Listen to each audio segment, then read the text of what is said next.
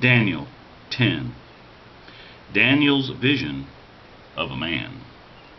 In the 3rd year of Cyrus, king of Persia, a revelation was given to Daniel, who was called Belteshazzar.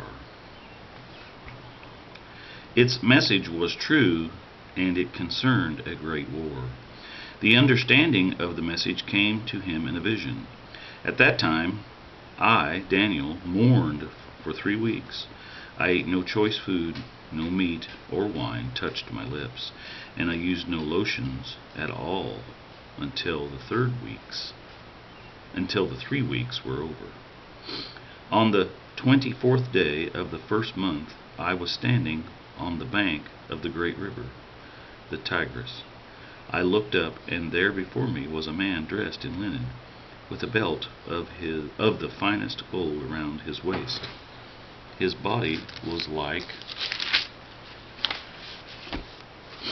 celestial, his face like lightning, his eyes like flaming torches, his arms and legs like the gleam of burnished bronze, and his voice like the sound of a multitude.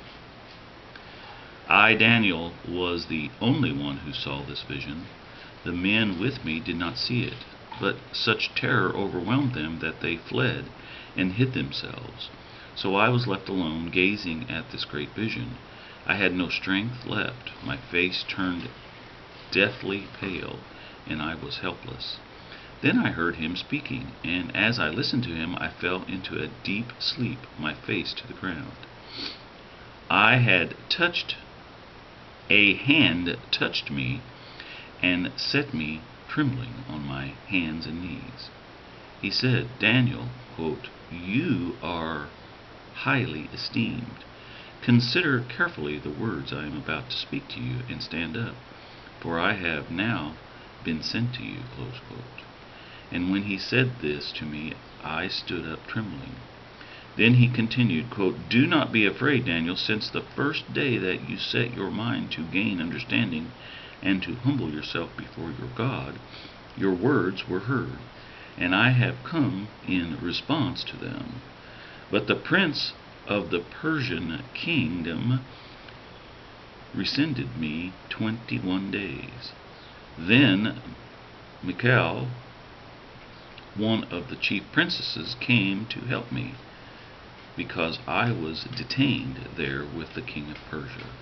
Now I have come to explain to you what will happen to your people in the future, for the vision concerns a time yet to come." While he was saying this to me, I bowed with my face toward the ground and was speechless. Then one who looked like a man touched my lips, and I opened my mouth and began to speak. I said to the one standing before me, quote, "I am overcome with anguish because of the vision. My Lord and I helpless. How can I, your servant, talk with you, my Lord? My strength is gone and I can barely breathe." Close quote. Again, the one who looked like a man touched me and gave me strength. Quote, "Do not be afraid, O man highly esteemed," close quote, he said. Quote, "Peace, be strong now, be strong," close quote. When he spoke to me, I was strengthened and said, quote, "Speak, my Lord, since you have given me strength." Close quote. So he said, quote, "Do you know why I have come to you? Soon I will return to fight against the prince of Persia, and when I go, the prince of Greece will come. But first I will tell you what is written in the book of truth. No one supports me against them except Michael, your prince."